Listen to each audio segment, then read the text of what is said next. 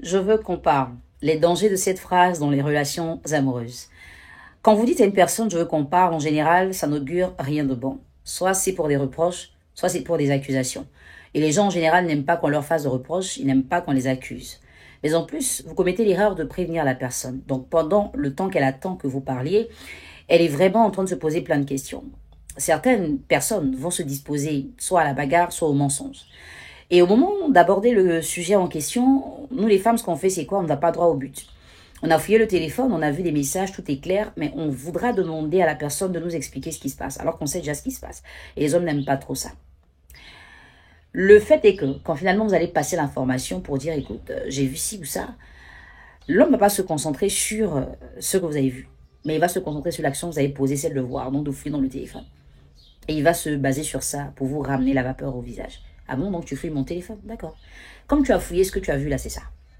Le principe pour lui, ce n'est pas de régler le problème. Parce que s'il ne vous dit pas quelque chose qui va vous choquer, vous n'allez pas vous énerver. Si vous n'êtes pas énervé, il n'y a pas de dispute, il y a la discussion. Alors que la discussion vous donne des informations, il n'a pas l'intention de vous informer. Vous vous énervez, vous criez, et au final, vous voyez que vous n'avez pas de réponse à votre préoccupation. C'est difficile, hein? Et pour trouver ces choses, il faut rentrer dans la tête d'un homme. Je l'ai fait pour vous en écrivant le livre Décodeur des hommes. Est-ce que tu as acheté ton livre? Non. Fais comme tu peux, endette-toi si tu veux, mais il te le faut. Il coûte que 10 000 francs en Côte d'Ivoire, à la librairie de France, sur Jumia.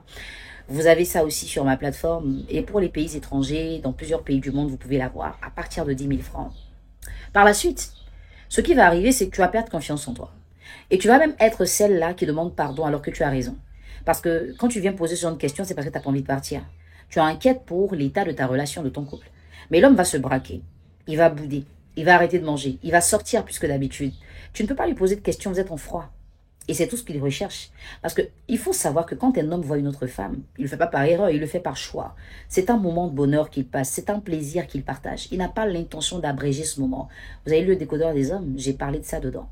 Mais les femmes continuent de tourner autour du pot, de ne pas voir la réalité en face et de juger ce genre de vidéos très véridiques, de vidéos qui permettent aux hommes de faire des bêtises. Est-ce que vous croyez que moi, j'ai le pouvoir de permettre à votre homme de faire des bêtises?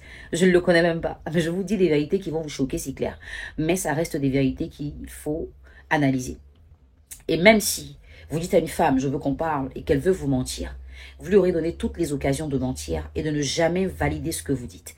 Et finalement, vous avez l'impression d'être le dindon de la farce. Et vous êtes choqué, énervé. Tout vous choque parce que vous vous dites, attends, cette personne se fout de moi ou quoi? Vous avez tout vu, vous savez tout.